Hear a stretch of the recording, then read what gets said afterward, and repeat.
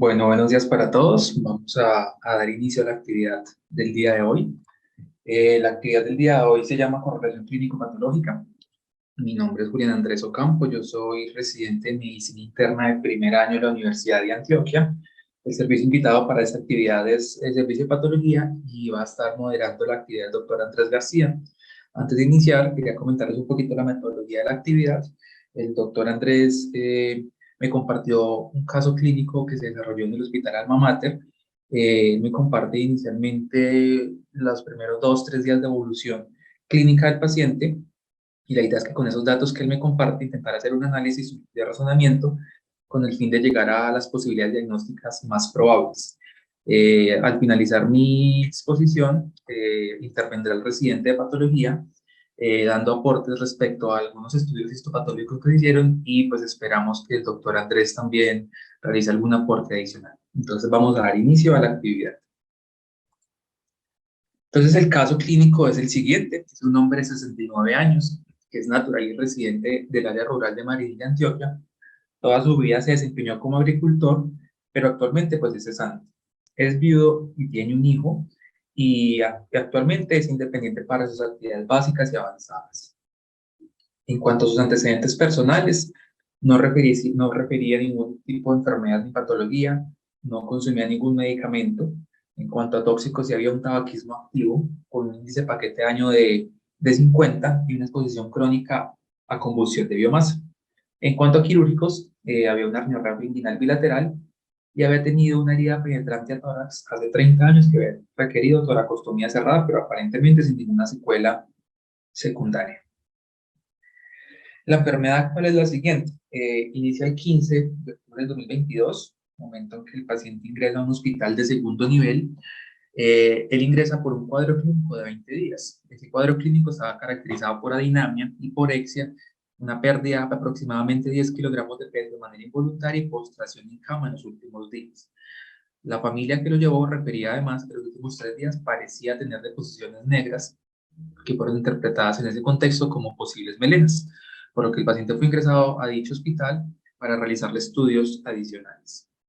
Entre los paraclínicos de ingreso destaca un cuadro hemático sin realmente ninguna alteración, unos leucocitos de 10.600 con un diferencial relativamente normal, una hemoglobina hematocrito un poco alto, ¿cierto?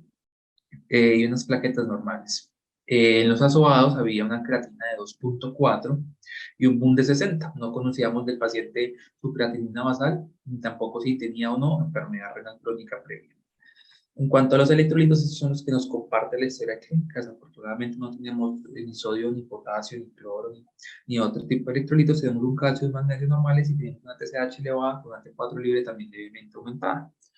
Dada la sospecha de melenas, el dicho hospital del que proviene el paciente se le realiza al segundo día de estancia hospitalaria una endoscopia digestiva superior, donde solo se identificó una gastritis atrófica y una vulvoduodenitis erosiva leve, con una compresión extrínseca del codo duodenal, que referenciaba allí el endoscopista, pero no había evidencia de sangrado activo ni tampoco antecedente de sangrado previo. Se le realizó una ecografía de vías urinarias dada la alteración renal. Esta ecografía de vías urinarias reportaba un aumento leve en la cognitiva renal y un volumen prostático de 32 centímetros cúbicos. El paciente se queda aproximadamente 9-10 días en el hospital antes de ser remitido. Allí la evolución es caracterizada por, pues no está muy bien referida a la historia clínica, pero tenemos los paraclínicos de estos días, un cuadro hemático que sus leucocitos no variaron, pero sí hubo aquí un descenso de hemoglobina que recordemos estaban 15, bajó a 12.7, pero sin sangrado evidente. Parecía ser que el paciente había llegado muy concentrado y deshidratado, y colocaron líquidos endovenosos hidratado y pues hubo un descenso de la hemoglobina en ese contexto. Sin embargo, sí hubo una pequeña anemización de aproximadamente casi 2 gramos durante los siguientes días. Las plaquetas no tuvieron ninguna afectación y la creatinina empezó a descender. Asimismo, el BUN con la hidratación endovenosa, aparentemente el paciente había cursado con una lesión renal aguda de origen prerrenal y fue corrigiendo con líquidos endovenosos. Entre los otros paraclínicos que destacaban, se le realizaron unos anticuerpos, unos anti-TPO que fueron negativos por la operación que les mostré ahorita en el perfil de video, una albúmina levemente reducida y un antígeno prostático también limítrofe. El paciente referenciaba pues dolor abdominal, además con esa sospecha de sangrado se le decidió realizar una angioplástica abdominal y tac abdominal, dada la sospecha pues de que estuviese cursando con una probable isquemia mesentérica, además pues que el paciente tenía el antecedente de tabaquismo pesado y en el examen físico se palpaba había una masa palpable, ¿cierto? Entonces se le realizó esta angioplástica abdominales, se identificó en la que se alcanzaba a ver de las bases pulmonares vidrio esmerilado en los segmentos basales y posteriores y un derrame pleural bilateral, pero muy escaso. Un páncreas de tamaño normal, sin lesiones focales y una aorta torácica descendente que era tortuosa y tenía un trombo blando y una ulceración de las paredes. Además, en la aorta abdominal había una dilatación neurismática de 40 por 32 por 44, que también tenía un trombo blando, o sea, superficie. Ese trombo se originaba pues, desde el origen de la mesentérica superior, comprometía la emergencia de las renales y se extendía hasta la aorta distal y las emergencias de las ilíacas. Incluso, según la tomografía, también había parte del trombo localizado en la porción proximal de la ilíaca derecha. En las ilíacas, pues también había unas dilataciones neurismáticas, esta la derecha de 25 por 25 por 20 y la izquierda de 44 por 15 por 15. Sin embargo, no se referenciaba en ningún momento que hubiese una oclusión de la circulación, ni tampoco sangrado, ni disección.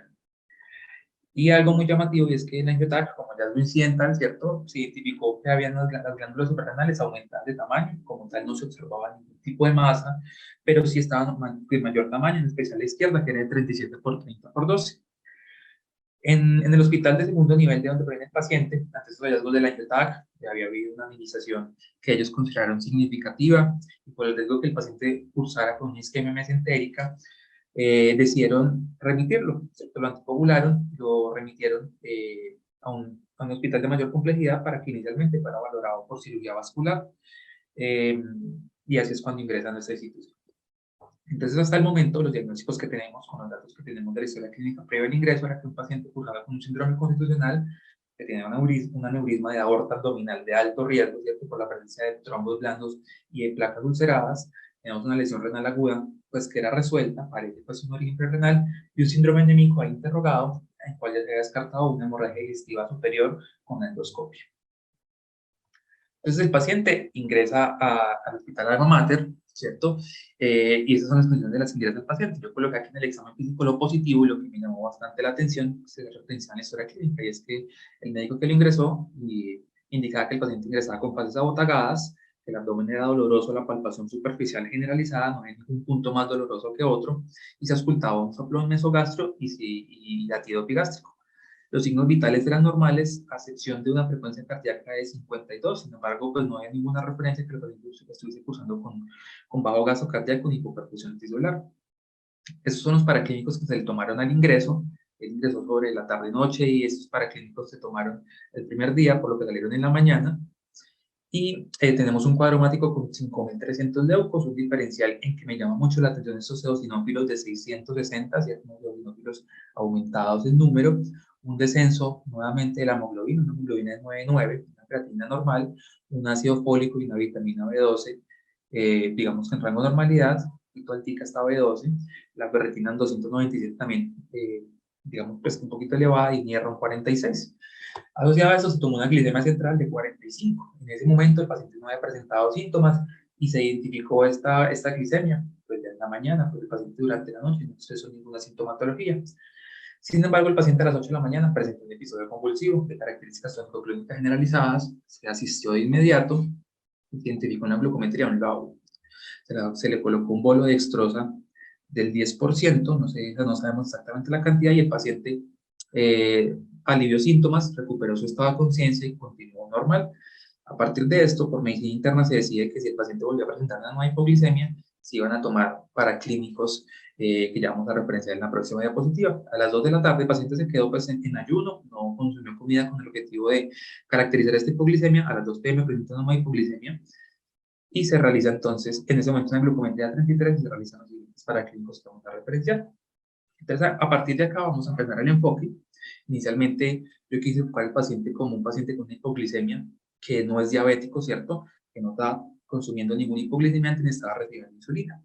Entonces, cuando tenemos una hipoglicemia en un paciente no diabético, debemos recordar rápidamente ¿Cuáles son los mecanismos de contrarregulación que el cuerpo tiene para evitar que ocurra la hipoglicemia? Entonces, cuando tenemos un descenso de la glucosa arterial, tenemos unas señales que son enviadas al páncreas, al cerebro, que tienen dos objetivos. La primera es que se disminuye la secreción de insulina por parte, por parte del páncreas, ¿cierto? Esa disminución de la secreción de insulina va a estimular la glucogenólisis y la gluconeogénesis a nivel hepático para que aumente la producción de glucosa. A su vez, el páncreas también va a estimular el aumento del glucagón con el mismo objetivo, y esta es la primera línea de defensa que tenemos en el cuerpo para evitar la hipoglicemia. La segunda línea de defensa va a venir dada por las señales cerebrales. Entonces, son varias. Primero, a nivel de la hipófisis se va a estimular la liberación de hormona de crecimiento, que nos va a estimular la médula suprarrenal, nos va a aumentar catecolaminas, especialmente la adrenalina, y esto nuevamente nos va a estimular el hígado y nos va a estimular el riñón para que aumente la producción de glucosa. A su vez, la hipófisis nos va a liberar ACTH, que nos va a estimular la corteza suprarrenal, nos va a liberar cortisol, y eso también le van a enviar señales a través de neuronas ganglionares simpáticas, que nos va a llevar a lo mismo, a estimulación hepática, y aquí también al uso de otros precursores gluconeogénicos, como son músculo y grasa, a partir del lactato, aminoácidos y glicerol, que va a tener como objetivo final un aumento de la glucosa. Entonces, si tenemos estos mecanismos indemnes, es muy poco probable que desarrollemos una hipoglicemia. Sin embargo, cuando hay alguna afectación en alguna parte de estas, digamos, de estos mecanismos, es cuando se desarrolla la hipoglicemia. Entonces, los síntomas de hipoglicemia los clasificamos como tempranos o tardíos. También los clasificamos según el grado de severidad de la hipoglicemia. Cuando tenemos menos de 70, esto es un valor aproximado porque es individualizado para cada persona, pero es lo más o menos lo que está estandarizado a nivel mundial. Tenemos síntomas adrenérgicos y polinérgicos, que son taquicardia, temblores, palidez, ansiedad, sudoración y náuseas, que son síntomas muy frecuentes que a veces hemos visto de manera común en nuestros pacientes. Pero si la hipoglicemia continúa, ¿cierto? Y nos afecta el cerebro, que es un órgano que requiere de glucosa para funcionar y que no tiene forma de almacenarlo ni de producirlo, pues se van a generar los llamados síntomas neuroglucopénicos, que además de causar hambre como un mecanismo de defensa, nos va a generar síntomas como cefalea y mareo, debilidad, visión borrosa, confusión, alteración de la conciencia, convulsiones y coma. Y vemos pues que el paciente ya no ha presentado síntomas neuroglucopénicos como convulsiones, alteración del estado de conciencia. Entonces, en el enfoque de la hipoglicemia en el no diabético, el primer paso definitivamente es confirmar la hipoglicemia. No podemos empezar a abordar a un paciente sin tener claro si realmente tiene hipoglicemia o no. Y esto lo hacemos con la triada de Whipple. La triada de Whipple básicamente consiste en que tengamos síntomas que realmente sí son de hipoglicemia, como los que referenciamos previamente, que hayamos cuantificado la glucosa por algún método confiable y la tengamos baja. Los métodos confiables, la glucometría es válida, la glicemia central también lo es. Y por último, que el paciente tenga un alivio de síntomas una vez aumente la glucosa. Como les mencioné previamente, el paciente cumplía la triada, por lo que confirmamos que había cursado con hipoglicemia. El segundo paso es intentar buscar qué es lo que está ocurriendo con el paciente y por qué está generando hipoglicemia. Entonces, como sabemos, las causas más frecuentes de hipoglicemia es el uso de medicamentos de hipoglicemiantes, especialmente en los pacientes diabéticos. Sin embargo, nuestro paciente era un paciente no diabético que no utilizaba medicamentos, por lo que es poco probable que esta causa hubiese ocurrido a menos de que hubiese una aplicación accidental o administración accidental de esos medicamentos, que siempre igual se debe tener en cuenta. Entonces, Harrison, que me parece un enfoque bastante práctico, nos divide los pacientes en si el paciente está grave, tratado con fármacos, o si está sano.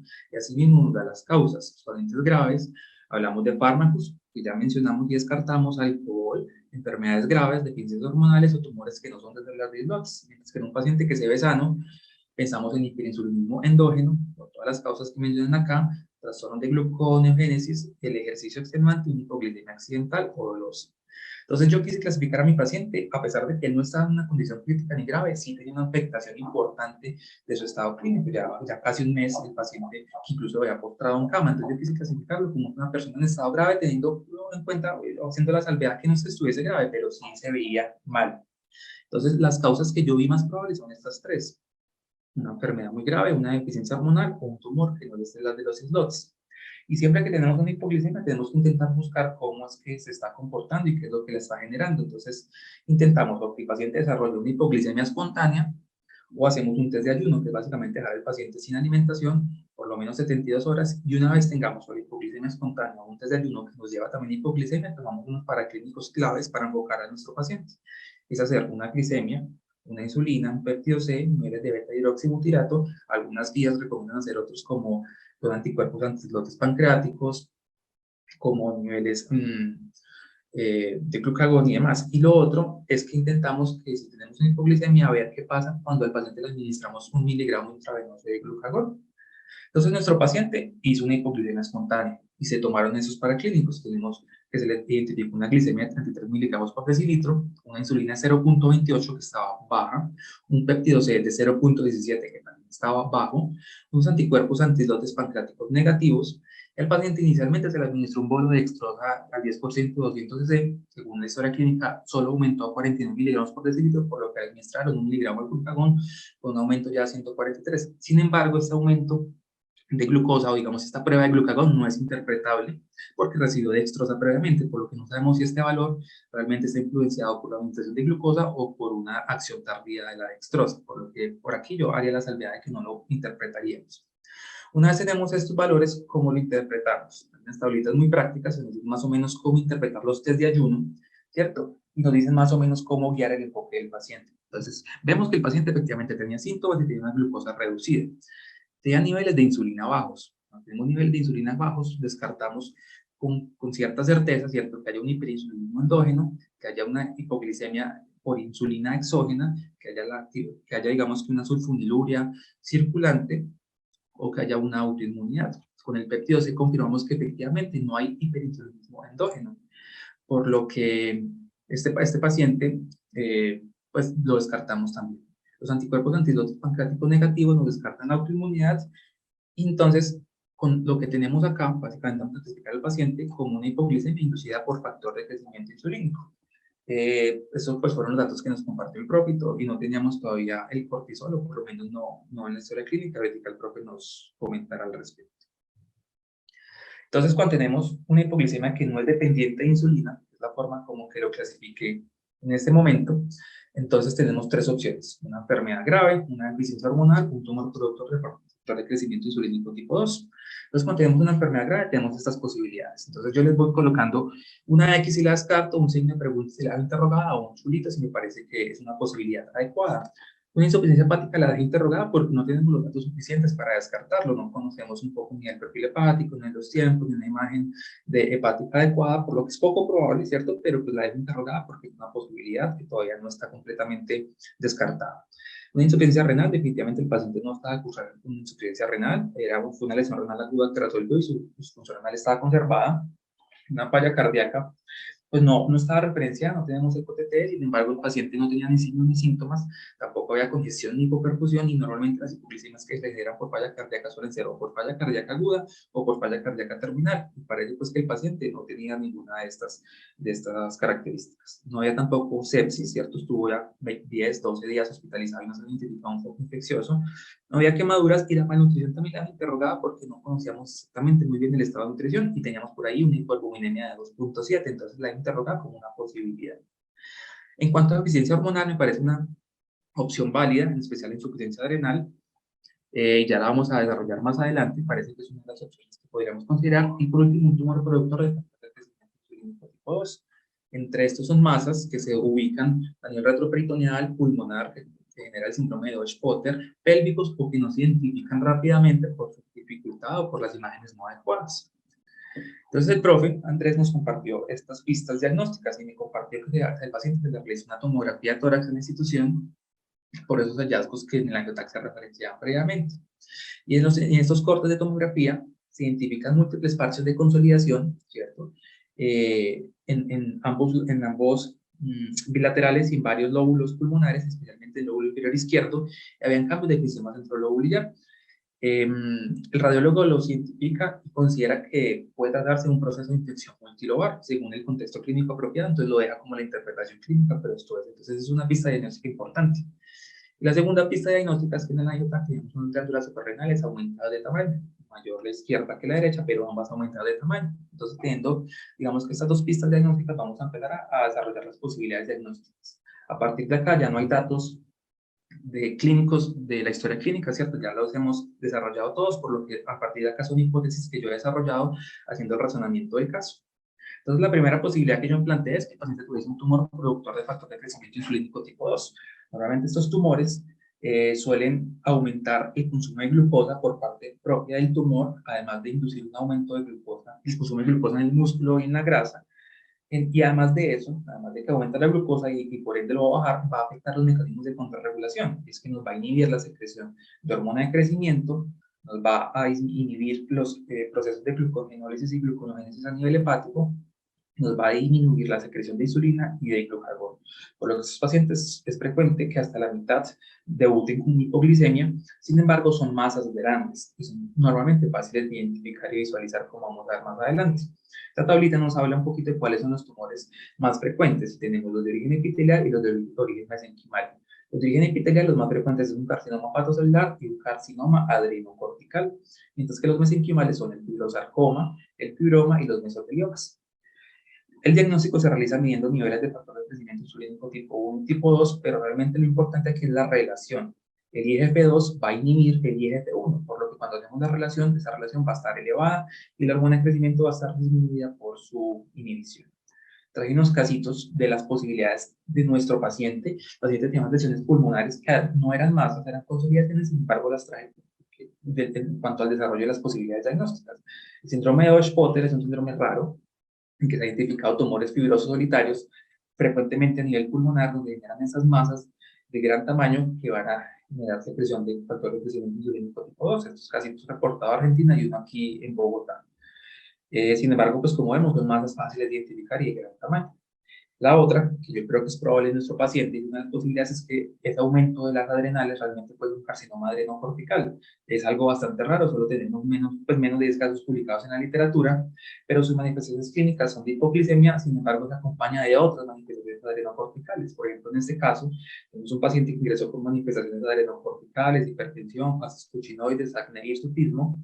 Se le tomó dos exámenes durante una hipoglicemia, una glucosa disminuida, una insulina disminuida, un peptido disminuido y unas cetonas negativas, y se identificó en la tomografía una masa heterogénea suprarrenal derecha bastante grande, además de nódulos pulmonares bilaterales metastásicos. Y esta fue la causa de hipoglicemia, ¿cierto? Esta otra, que es otro paciente también con un carcinoma adrenocortical, en el cual este paciente sí no tenía síntomas adrenocorticales y ingresó por una hipoglicemia, ese fue el único sintomatología, y también se identificó una masa adrenal, pero miren, 14 por 12 centímetros, suelen ser masas bastante grandes. Entonces esa es una de las posibilidades. La siguiente posibilidad es que se tratara de insuficiencia suprarrenal.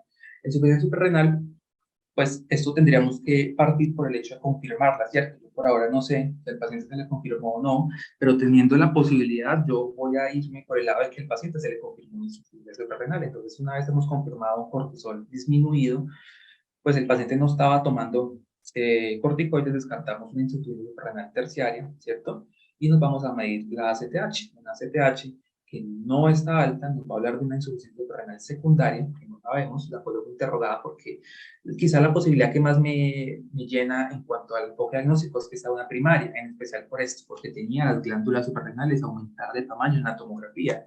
Y vean lo que nos dice este algoritmo de Lancet. Si tiene las glándulas suprarrenales aumentadas de tamaño, las posibilidades son una adrenalitis autoinmune, una metástasis o una tuberculosis. Obviamente aquí se quedan un poquito corticos en las posibilidades, ya las vamos a desarrollar más adelante. Pero ¿qué está a favor de que el paciente tuviera una insuficiencia suprarrenal? Pues que había síntomas constitucionales, que había hipoglicemia y que había un compromiso suprarrenal que estaba descrito en la tomografía. En cuanto a la insuficiencia suprarrenal, trae como este enfoque en el cual son las causas más frecuentes y las cuales debo pensar si mi paciente tiene esto, ¿cierto? Entonces la causa autoinmune, una adrenalitis autoinmune o síndromes poliglandulares es una posibilidad. A pesar de que digamos que en las fases iniciales de la adrenalitis las glándulas suprarrenales se pueden ver aumentadas de tamaño, lo normal es que estén pequeñas. Este paciente las tiene aumentadas de tamaño. Yo quizá por este hallazgo de la tomografía digamos, pierde fuerza, ¿cierto? Esa posibilidad diagnóstica, sin embargo, pues no se puede dejar de lado, se debe considerar. Aquí la idea sería tomar anticuerpos de 21 hidroxilasa a ver si las tenemos o no presentes. La posibilidad infecciosa quizás es una de las más fuertes que más me llama la atención. Hay varias posibilidades, en especial la tuberculosis y las infecciones micóticas, también el VIH, y a favor de eso está que hay un aumento bilateral suprarrenal y que hay un compromiso pulmonar, que nos lo va a explicar la tuberculosis o las infecciones micóticas diseminadas. Entre las infecciones micóticas diseminadas, las posibilidades más grandes son la histoplasmosis, la blastomicosis, la criptococosis y la paracoxidoiomicosis. Entonces, otras las posibilidades. Y a nivel infiltrativo, quizás otras posibilidades es que estemos ante una enfermedad granulomatosa, puede ser la misma tuberculosis o una sarcoidosis. Hay otras causas menos probables, una hemorrágica, quizás no me cuadra en el cuadro clínico del paciente, más que el paciente no tiene ninguna de esas características, y otras como una cirugía, radiación o medicamentos administrados. Esta tablita de UpToDate yo la traigo solo como por el hecho de que veamos cuando tenemos una inspección renal primaria, entonces además de la adrenalitis, en las causas infecciosas nos vuelven a hablar de tuberculosis y de infecciones fúngicas diseminadas. Ellos nos hablan de que la histoplasmosis y la paracoccidiomicosis son las dos causas más frecuentes de hipoglicemia y insuficiencia suprarrenal, ¿cierto? Y de hallazgos pulmonares, como ya vamos a ver más adelante. Por lo que yo quise aquí traer esto a colación, porque es quizá una de las dos causas, una de las causas, de las dos causas más probables que yo voy a tener en cuenta. La otra es que esté cursando con un VIH en fase SIDA, ¿cierto? O una sífilis, pero eso también ya es bastante raro en nuestro medio, porque se solía ver era hace 30 o 40 años, cuando las sífilis eran sífilis muy avanzadas, desarrolladas sífilis terciaria. Entonces, yo en cuanto a insuficiencia suprarrenal, me quedé con 4 posibilidades diagnósticas que lo pueden generar. Uno es la tuberculosis, que es la adrenalitis tuberculosa por diseminación hematógena, ¿cierto? Entonces se genera una destrucción suprarrenal gradual, sin embargo se destruye más la médula que la corteza, pero es característico que las glándulas suprarrenales se ven agrandadas de tamaño. Uno, por la presencia de células inflamatorias y dos, por la presencia de granulomas. Sin embargo, si esto avanza, estas glándulas van a estar disminuyendo de tamaño, en especial por la fibrosis que genera el daño infeccioso. La segunda posibilidad, una paracoccidiomicosis, una micosis endémica en Sudamérica. El 77% tiene infección pulmonar y muchas veces esta infección pulmonar suele ser asintomática, es frecuente en pacientes en zona rural y en nuestro medio pues, es endémico. Solo el 2 al 3% de los pacientes que se infectan desarrollan sintomatología. En la tomografía de tórax, lo más frecuente observar en estos pacientes es vidrio esmerilado, infiltrados alveoli intersticiales, parailiares, bilaterales y simétricos. Y las glándulas suprarrenales se pueden ver agrandadas de tamaño y pueden calcificarse. Traje esto porque también me pareció muy llamativo con el hallazgo del paciente, y es que en la paracoccidio vemos unos hallazgos clínicos que nos pueden guiar un poco al diagnóstico. Es que el 90% de los pacientes presentan anemia, el 76% tiene eosinofilia. Recordemos que nuestro paciente tenía 660 eosinófilos. El 73% tiene hipoalbuminemia. Recordemos que nuestro paciente tenía 2.7 de albúmina. Entonces tenemos como 3 hallazgos aquí claves que incluso podrían reforzar la posibilidad diagnóstica de la paracoccidio. La otra causa podría ser un VIH, sin embargo, pues por lo que no tenemos una prueba de VIH todavía, está descrito que los pacientes desarrollan hipoglicemia más a menudo cuando están en fase SIDA y asociado a otras infecciones oportunistas. Esta manifestación ha venido, digamos, que en disminución con la terapia antirretroviral. Y por último, una histoplasmosis, que es otra de las posibilidades diagnósticas. Normalmente se genera insuficiencia suprarrenal en el 10% de los casos. La afectación puede ser unilateral o bilateral. Frecuentemente genera hipoglicemia y alteraciones hidroelectrolíticas. A nivel pulmonar podemos ver ganglios ciliares o mediastinales aumentados de tamaño e infiltrados irregulares o nodulares. Entonces, son esas 4 posibilidades con las que yo me quedo en cuanto a la insuficiencia suprarrenal. Entonces, para finalizar, esas son como las 2 posibilidades, digamos, que yo le di más fuerza. La primera es el tumor productor de IGF-2. A favor está que el paciente desarrolló hipoglicemia, que tuvo el estado clínico del paciente, que suele ser pacientes que se ven afectados, ¿cierto? Que el perfil de ayuno o pues, el perfil de insulina, péptidos y demás iba a favor, ¿cierto? Y que había un aumento del tamaño de las suprarrenales, pensando en la posibilidad de que fuese una adenoma adrenocortical. ¿Qué va en contra? No hay una masa realmente, no se podía observar una masa, suelen ser masas de gran tamaño. Es una patología infrecuente y que no tengo con qué explicar los hallazgos pulmonares que vimos en la tomografía.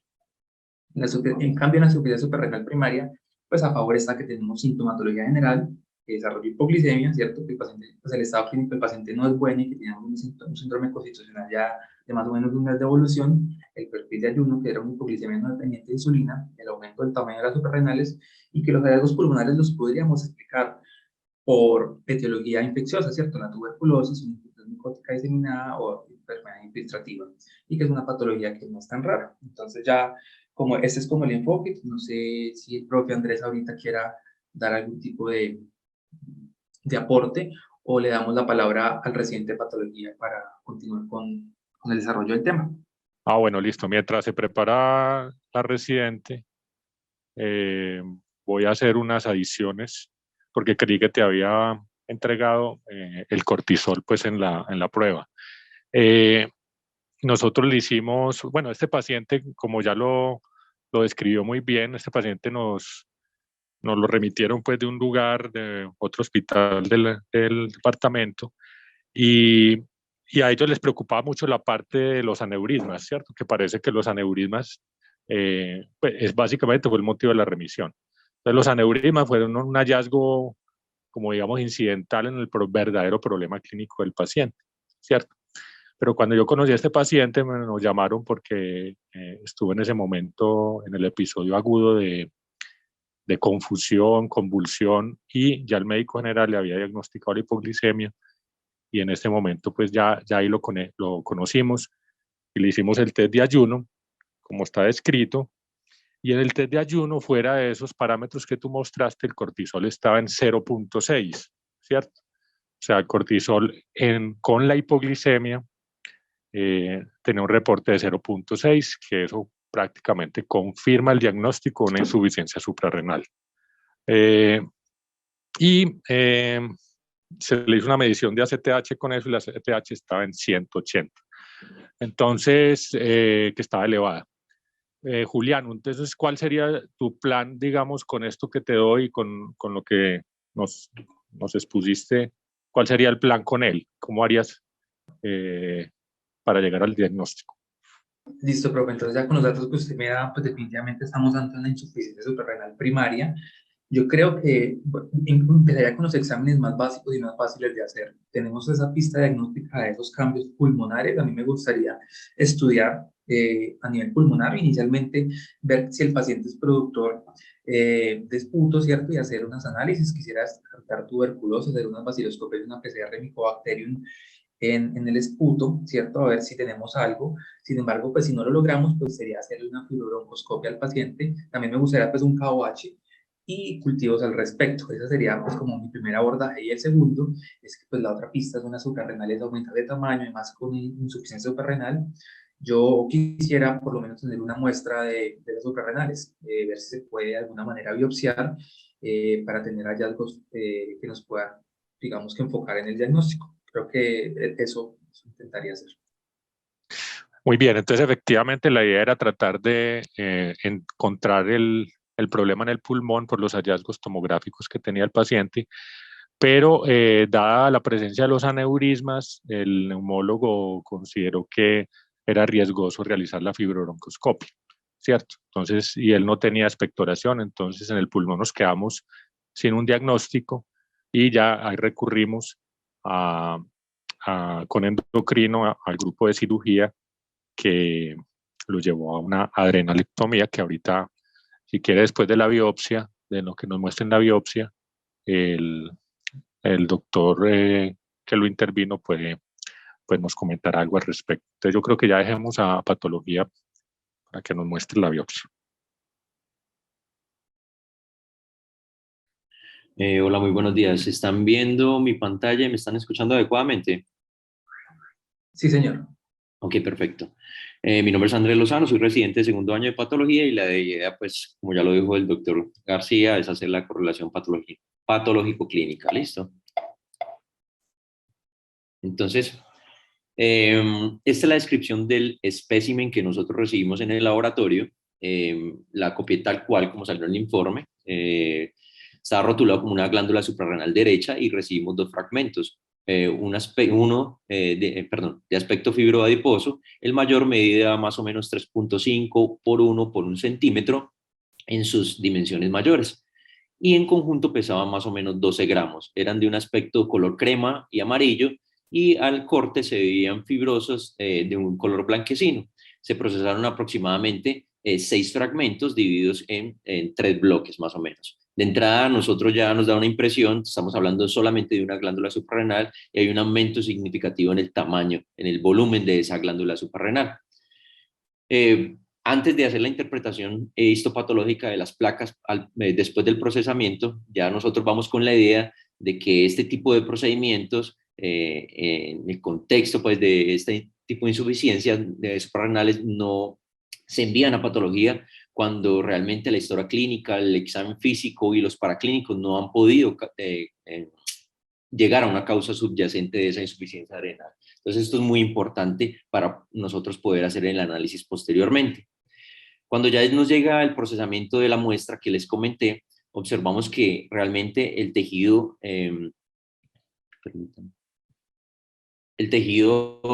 que nos envían tiene muy escasa representación de un tejido adrenal, está reemplazado realmente en su 80%, como lo reportan en el informe, yo diría que está un poquito más realmente, 80% por estas lesiones que podemos observar acá. Y esas lesiones se configuran de la siguiente manera. Si alcanzamos a observar, ahí podemos trazar una línea divisoria entre la parte superior y la parte inferior. Este sería el tejido adrenal normal y en la parte de abajo alcanzamos a observar pequeñas áreas nodulares. Esas áreas nodulares, ¿cierto?, se componen de un centro muy eosinófilo que es necrosis y alrededor una corona de linfocitos bastante densa. Nuevamente ese patrón se repite en absolutamente todos los campos que podemos ver desde el bajo aumento. Cuando vamos al alto aumento y hacemos tomamos una fotografía entre el intermedio de varios nódulos, encontramos que esa corona de linfocitos que delimita ambos nódulos y delimita el área central necrótica, como lo vemos aquí, ya nos empieza a mostrar presencia de células gigantes multinucleadas. Y esas células gigantes multinucleadas, como los vemos aquí en la derecha, hay diferentes tipos de células gigantes multinucleadas. Estas específicamente se denominan células de Langhans. Hay unas que llaman tutón y otras que se llaman de cuerpo extraño. Esto no es patognomónico, no es diciente, pero ciertas morfologías sí nos pueden ubicar o nos pueden hacer pensar que esa reacción granulomatosa con necrosis central puede estar supeditada a la presencia de infecciones. ¿Listo? Aquí nuevamente, una muy bonita, una célula gigante multinucleada adyacente a la necrosis y con su corona radial de linfocitos. En este punto, volvemos a lo que ya muy bien explicó nuestro colega, el residente de medicina interna, y partimos de dos causas posibles desde el punto de vista de histopatología o de patología. Esa insuficiencia renal primaria podría ser generada, en este caso, pues, por autoinmunidad o por infecciones. Nos vamos obviamente hacia las infecciones porque tenemos unas reacciones granulomatosas.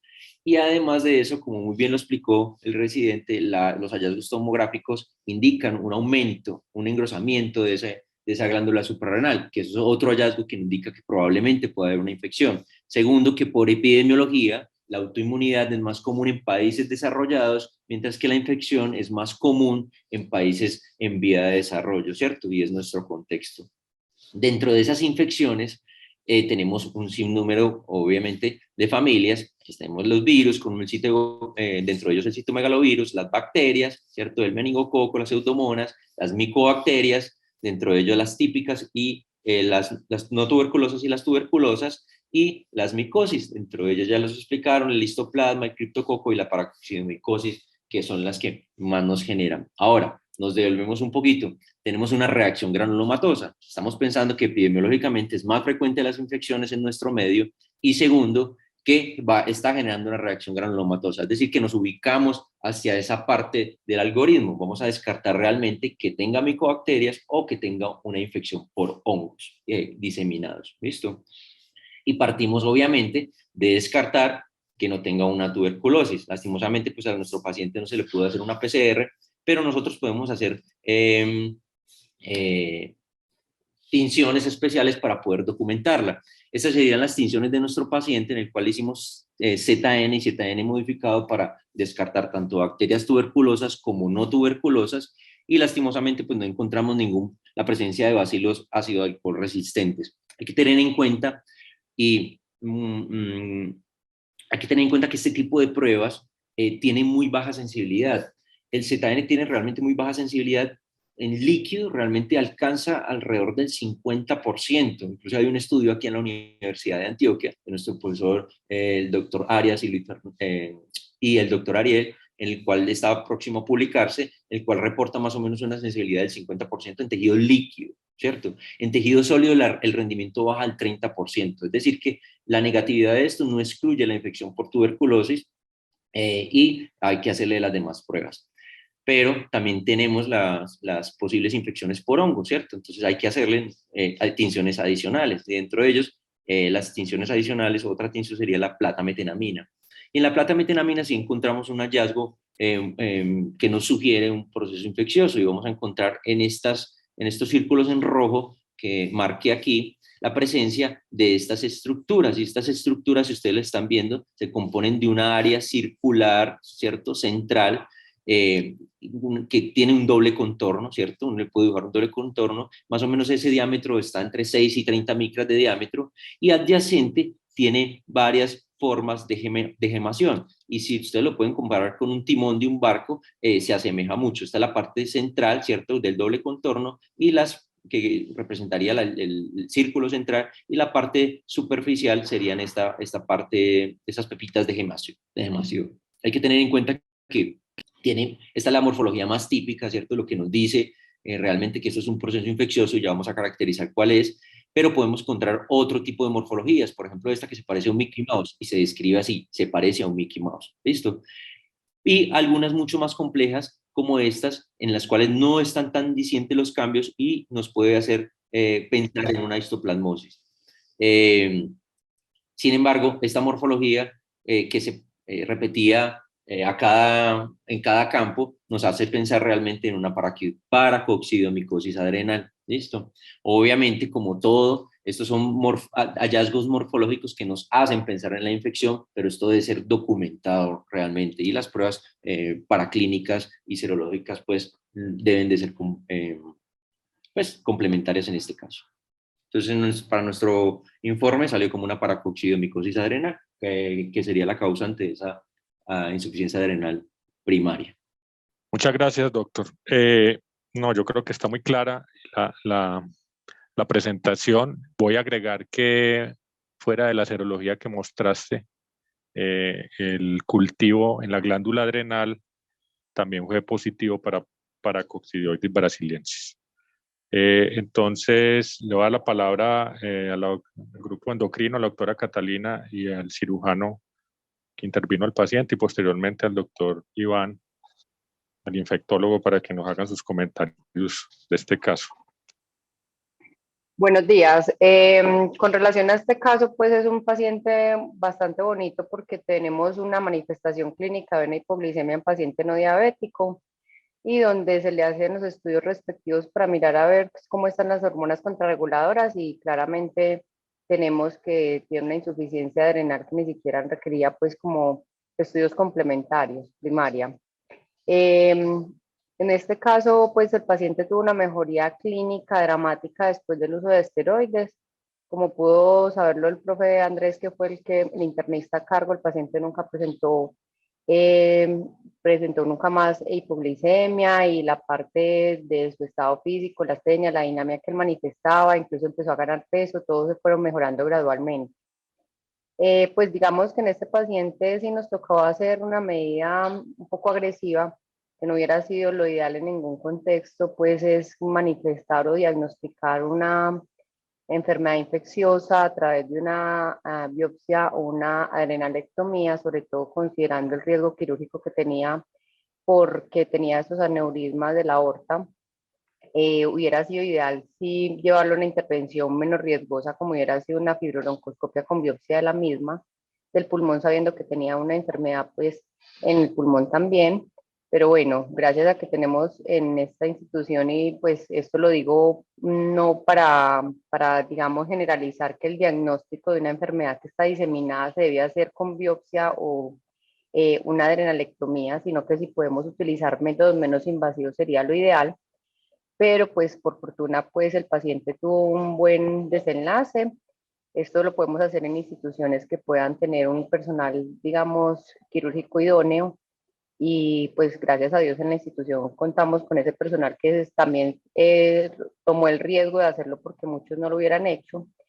Y puedo decir que pues en este paciente pues a pesar de que los clínicos hicimos el diagnóstico y esto, pues tuvo un gran protagonismo del cirujano que nos ayudó. Entonces le voy a dar la palabra al doctor Camilo. Buenos días, muchas gracias. Pues bueno, definitivamente es un trabajo en equipo, por supuesto. Pues a ustedes por la invitación, muchas gracias, y comentar lo que la doctora Catalina mencionó. No es usual en el grupo de cirugía oncológica del Hospital Alma Mater. Usualmente hacemos como las cirugías de glándulas adrenales, obviamente por lesiones tumorales. Ese paciente nos interconsultaron debido a la dificultad en cuanto al diagnóstico y por la comorbilidad que tenía. En vista que no era posible el diagnóstico a nivel pulmonar y la sospecha alta que era un proceso infeccioso, considerando su condición, se presentó un staff del grupo de cirugía, pues allá se cuenta con muy buen equipo de anestesia, anestesia cardiovascular, y bueno, el paciente finalmente se decidió llevar una cirugía que se puede hacer. Sí, es una indicación un poco extraña, pero pues finalmente se realizó el procedimiento por laparoscopia. El aspecto intraoperatorio y la lesión sí no era respecto a una glándula adrenal normal, era una cosa que solamente uno no ve, sí parecía como inflamatorio, era la glándula aumentada de tamaño alrededor de la glándula, el tejido circundante parecía también de ser inflamatorio, no lo típico de las lesiones tumorales que a veces vemos, pero bueno, por fortuna se pudo hacer de manera, pues, sin ninguna complicación, y fue un transcurso transoperatorio adecuado, y pues afortunadamente el paciente evolucionó muy bien. Y pues bueno, el diagnóstico pues es bastante interesante por lo que mencionaban, y creo que queda como algo anecdótico. En el servicio se operan más o menos al año, en el alma mater actualmente cerca de 10 tumores adrenales, es una bastante alta teniendo en cuenta la prevalencia de la enfermedad, y revisamos un poco como la estadística de estos últimos años, y pues es como el primer caso que tenemos con este tipo de hallazgo de patología. Eso es lo que podría comentarles en el momento. Gracias, doctor Camilo. Entonces le cedemos la palabra al doctor Iván, si se encuentra, para que nos dé su opinión del caso y cómo manejaríamos este paciente. Buenos días, ¿me escuchan bien? Sí, señor. Bueno, sí, bueno, muchas gracias por la invitación al doctor Andrés y al doctor Julián. Muchas gracias por su excelente enfoque diagnóstico. A ver, hay dos cosas, unas preguntas para la doctora Catalina, y pues, realmente pues para el público en general, y es que a uno le quedan dudas a veces en el contexto de un paciente que tiene una lesión probablemente infiltrativa de la glándula adrenal o de las glándulas adrenales. Si de pronto hay una enfermedad sospechosa secundaria metastásica en otro órgano, como en este caso pudiese haber sido el pulmón, en el caso de que esto sea de sospecha neoplásica, si hay una correlación directa, es decir, si uno puede dejar de hacer el diagnóstico en las adrenales, quedándose tranquilo con lo que en los pulmones, en este caso. Es decir, si hubiéramos estudiado los pulmones y hubiera salido para coco, ahí nos quedamos claros con que lo que tienen en la adrenal es para coco. Si hay a veces divergencia entre lo que está en la adrenal y lo que está en otros órganos, porque eso sí podría llamar la atención en el caso de que no hubiera salido este diagnóstico en las adrenales, que ya pues es muy claro en este paciente. Y la otra cosa es como un paciente con una enfermedad adrenal primaria, con una insuficiencia adrenal primaria, puede instaurarse así sin tener mucho compromiso del eje mineralocorticoide. Porque pues en este paciente no sé si hubo hipercalemia, pero me parece que no hubo como hallazgos pues de falla del sistema del eje renina-angiotensina-aldosterona. Entonces sería como la otra pregunta. Y el comentario, digamos, sobre el caso, pues es un caso que cuando uno lo ve en retrospectiva es absolutamente típico de paracoco, ¿sí? O sea, el paracoco es una enfermedad, la paracoxidomico es una enfermedad rarísima, que solamente la conocemos los médicos brasileños y colombianos, porque es donde hay esta enfermedad. El resto, usted le menciona esto a cualquier persona fuera de estos dos países y es una cosa que es exótica. Sin embargo, aquí en Colombia, pues ya los que vemos enfermedades infecciosas estamos adaptados a los cuadros clínicos, digamos, que puede dar el hongo en los pacientes. Y este es un paciente muy típico de la paracoxidomicosis crónica pulmonar, que se convierte en una diseminada en la medida que el paciente aumenta su edad o su compromiso pues, de órganos de enfermedad crónica. ¿Listo? Entonces, ¿por qué es típica? Es un paciente hombre. La paracoxidomicosis, dependiendo de los estudios, hasta 10 veces más prevalente en hombres, y hay muchas razones que no voy a entrar a discutir acá. Fumadores, el fumador pesado es una cosa que no se mencionó durante el enfoque, pero es una cosa importantísima porque el tabaquismo está directamente ligado en los pacientes con enfermedad o con riesgo ocupacional por su profesión de agricultores. Está relacionado directamente el tabaquismo pesado con el desarrollo de esta forma crónica pulmonar. Pues una cosa que es importante decirlo. Y pues además de eso, todo este compromiso pulmonar crónico con cavitaciones y la infiltración en la glándula adrenal, pues en la retrospectiva conforman un caso muy típico de esta condición. Eh, el manejo de estos pacientes dependerá mucho de la forma que tengan. Ya, pues hay formas diseminadas agudas en los pacientes jóvenes, sobre todo adolescentes y adultos jóvenes. Hay formas localizadas en diferentes partes del cuerpo, en el tracto respiratorio superior, inferior. Puede haber formas cutáneas también de esta enfermedad. Y hay una forma, digámoslo, crónica, que puede ser crónica solamente pulmonar o una crónica diseminada, como en este caso que tenemos acá. A este paciente, de todas formas, habría que hacerle algún estudio de inmunosupresión, por lo menos un VIH, y mirar cómo está su inmunidad celular, porque es importante verlo, aunque la sola edad y su tabaquismo pues ya hacen que el factor de riesgo esté ahí presente. Y el tratamiento, pues es un tratamiento antifungo prolongadísimo con un azol, que en este caso el que utilizamos aquí más comúnmente es el itraconazol, pero no es el único azol que es activo contra este hongo. Y el tratamiento en este caso es un tratamiento prácticamente muy largo, ¿sí? No se sabe bien cuánto tiempo hay que dejarlo, probablemente es un tratamiento indefinido, porque es un inóculo infeccioso muy alto. Eh, Más allá de que el paciente tenga o no una forma diseminada, siempre debemos pensar pues en esta enfermedad, en la forma crónica pulmonar, en pacientes que tengan estas condiciones. Otra cosa que yo quiero recalcar es, el paciente era agricultor y tampoco profundizamos mucho qué tipo de oficio hacía, ¿cierto? Porque esto es un hongo que no se adquiere en clima frío y este paciente, pues, si no escuché mal, venía del oriente antioqueño, que es un área fría. Entonces habrá que, hubiese, digamos, sido chévere mirar si él estuvo en la exposición de riesgo, que serían áreas templadas, cultivos húmedos, el típico paciente es el cultivador de café, pero digamos que es un hongo más de áreas templadas que de áreas frías. Entonces esto es llamativo, habría que mirarlo bien y de todas formas volver a insistir en la importancia que tiene toda la anamnesis en el enfoque de un paciente, que incluso puede ser tan raro como todo lo que pasó, pero que las pistas epidemiológicas son muy importantes y prácticamente que muchas veces nos hacen el diagnóstico. Entonces, no sé si necesitan algo más, alguna pregunta, pero dejo esas inquietudes para endocrino y para el público. Gracias. Bueno, con relación a las preguntas que habla el doctor Iván, debemos saber que la glándula adrenal es una glándula que tiene un gran flujo sanguíneo y que generalmente es víctima de de muchas enfermedades metastásicas, que les encanta irse siempre a la adrenal, ya sea cáncer de pulmón, cáncer de mama, bueno, muchos. También enfermedades infecciosas diseminadas, tuberculosis, histoplasmosis, pues en este caso pues para coco. Generalmente en endocrino cuando tenemos alguna enfermedad diseminada sabemos que pues o asumimos que el origen de esta enfermedad diseminada va a ser el mismo origen que dañó la glándula adrenal. El problema de las adrenales es que nosotros no las debemos biopsiar. Ninguna glándula adrenal por definición se biopsia, porque ya biopsiarla generaría una siembra en todo el trayecto de la aguja. Entonces, cuando vamos a terminar o determinar si hay una afectación por alguna tumor o por una enfermedad infecciosa, la glándula adrenal se debe sacar.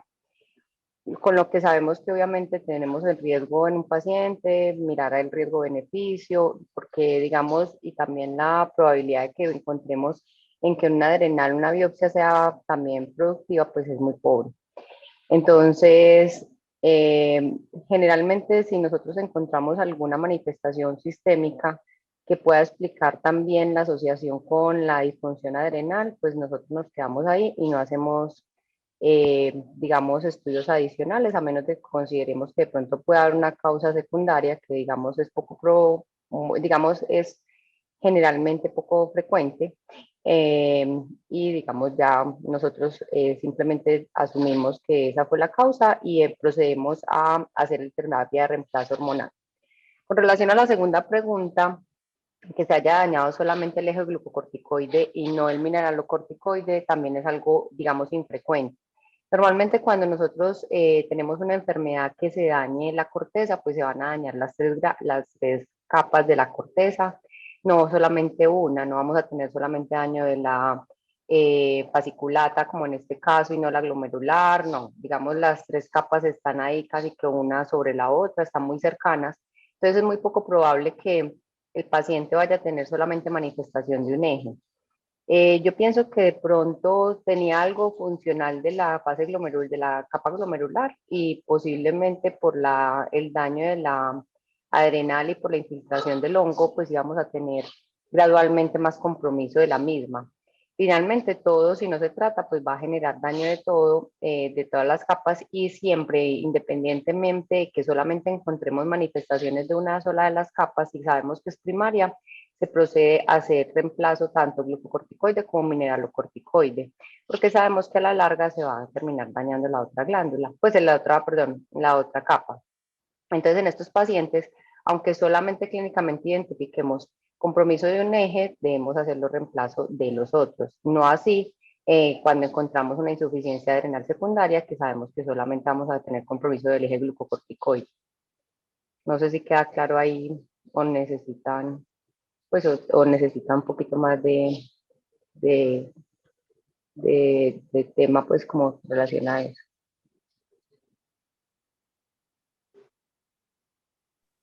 Bueno, doctora Catalina, yo creo que todo quedó claro. Muchas gracias por la participación, doctor Tarazona, al doctor Iván y al doctor Julián y al residente de patología por presentarnos este caso interesante. Muchas gracias a Ahí nos todos. estaban haciendo unas preguntas sobre el doctor Julián Rondón, sobre las contraindicaciones de la fibrobroncoscopia por las dilataciones aneurismáticas, y le hicieron una pregunta al doctor, me imagino que es Iván Trompa, sobre la relación directa de la enfermedad aneurismática con la infección. Esa es una pregunta que es muy buena, ¿no? A ver, yo creo que la morfología y la presentación clínica de este aneurisma, como decía el doctor Andrés, es incidental, porque pues este paciente tiene riesgo para tener un aneurisma de esos pacientes ya de edad, es un paciente que tiene condición comórbida, digamos, a uno no le La llama la fumada. atención para que... Hola, ¿me escuchan? Hola, Sí, adelante. perdón, sí, sí. Que pues a uno le llama la atención, le llamaría la atención si fuera un paciente joven, si la morfología del aneurisma diera más para un aneurisma inflamatorio, que en este caso pues no pareciera. Eh, entonces yo creo que es una cosa que está ahí como un fenómeno adicional, no creo que tenga que ver con todo el proceso infeccioso. El paracoco no es un germen que suela hacer aneurismas, o no, por lo menos que yo conozca. Entonces no lo tendría en cuenta y lo manejaría más como un aneurisma de tipo hipertensivo ateromático. Sí, recordemos que el paciente era un fumador pesado y tenía más de 60 años, 60, 70. Entonces probablemente ese aneurisma complejo era de origen aterosclerótico. Bueno, Hay si otra hay pregunta hay otras que si se debería de realizar una serología para hongos previo a la adrenalectomía. No hay una, a ver, si este paciente lo hubiéramos cogido en retrospectiva, probablemente hubiésemos hecho más énfasis en el diagnóstico pulmonar. Eh, por supuesto que no hubiéramos pensado entrar en paracoccidiomicosis, pero después digamos, de analizarlo con la epidemiología, hubiera entrado claramente en los diagnósticos diferenciales. Entonces, no tanto el paracoco aislado, sino lo que se conoce como una enfermedad micótica invasiva pulmonar crónica de un paciente que está con un daño crónico pulmonar. Y ahí no solamente están los hongos endémicos, sino también aspergillus y otro tipo de mohos. Entonces, lo que hacemos en el abordaje, cuando tenemos un paciente con daño pulmonar y estamos sospechando una entidad de estas crónica, pues es hacer una serie de exámenes y entre ellos pues las serologías para hongos son de utilidad porque permiten, digámoslo así, aumentar un poco el valor predictivo positivo, la posibilidad posterior de que el paciente tenga alguna de ellas. Sin embargo, sabemos que estos son exámenes serológicos o exámenes de inmunidad y que no tienen pues un valor, digámoslo, diagnóstico microbiológico igual que tener un cultivo o tener evidencia microbiológica del hongo. Entonces igual hubiese tocado hacer un estudio pulmonar, si es que nos enfocábamos solamente en el pulmón. Pues ya con las adrenales sacadas y con ese diagnóstico como tan obvio, pues ya no había necesidad de hacer nada más. Sin embargo, la serología fue positiva. Ahora, Si la pregunta va orientada hacia la medición de una serología o de algún examen paraclínico como un punto de seguimiento, esto está muy controvertido. Realmente no hay una recomendación de hacerlo o no hacerlo. Hay personas, hay grupos que lo hacen. Pero en este caso, como es una forma crónica pulmonar, realmente uno ahí no le para bolas a eso, sino que tiene que dejar el paciente con un tratamiento antífugo prolongado. Pedirlo antes de la adrenalectomía, pues hubiera podido ser importante, pero es que esos exámenes se demoran y pues este paciente apremiaba el diagnóstico, entonces probablemente igual hubiéramos terminado en biopsia adrenal o en biopsia de algo, pues en biopsia de alguna parte del cuerpo. Yo quiero aclarar que, digamos, en este paciente, como teníamos una enfermedad diseminada, pues nosotros insistimos en varias ocasiones para que se realizara pues el lavado broncoalveolar y no fue posible, pues lastimosamente aquí en el grupo no tenemos la opinión, pues no tenemos la participación del neumólogo para que nos diga si hay una contraindicación absoluta en este paciente que tenía esos aneurismas para no hacerle la fibrobroncoscopia. Como dije inicialmente, pues lastimosamente tuvimos que proceder a un procedimiento un poquito más agresivo y que obviamente ponía en riesgo la vida del paciente para hacer un diagnóstico de una enfermedad que posiblemente lo hubiéramos podido diagnosticar por una fibro, que es un procedimiento menos agresivo. No sabemos realmente si hay una contraindicación absoluta, pero bueno, no se pudo hacer. También debo decir que nosotros procedimos a hacer la adrenalectomía porque sabíamos que ya definitivamente tenía una insuficiencia adrenal. Estas adrenales no estaban trabajando y digamos que si habláramos del punto de vista beneficio del paciente, pues íbamos a tener un beneficio diagnóstico, no íbamos a generar más iatrogenia porque no íbamos a generar lesión hormonal del más de lo que ya teníamos, como no teníamos unas adrenales funcionales. Entonces, por eso se procedió pues a realizar este como estudio diagnóstico para poderle dar tratamiento, diagnóstico y tratamiento definitivo al paciente. Hay una cosa que se me olvidó decir antes de que un minutico sobre la posibilidad de otras entidades en adrenales, que es importante recalcarlo. La tuberculosis sigue siendo, si no la principal, la segunda causa infecciosa de infiltración adrenal en los países en vías de desarrollo. Los hongos criptococo, pues se menciona mucho, son la segunda. Se mencionó en el análisis de patología que no se pudo hacer análisis molecular inicialmente, pero de todas formas hay que recordar que las PCRs que tenemos disponibles en el medio se pueden hacer en casi que todas las muestras, incluyendo muestras en parafina. Entonces no necesariamente, digamos, tenemos que correr con el pésimo rendimiento de las baciloscopias, como lo mencionaban, porque ese examen, digamos que ya es parte del pasado. Se pueden hacer pruebas moleculares de PCR, incluso en bebidas en parafina. No es un problema aquí en el medio si queremos hacer diagnóstico de tuberculosis de forma apropiada.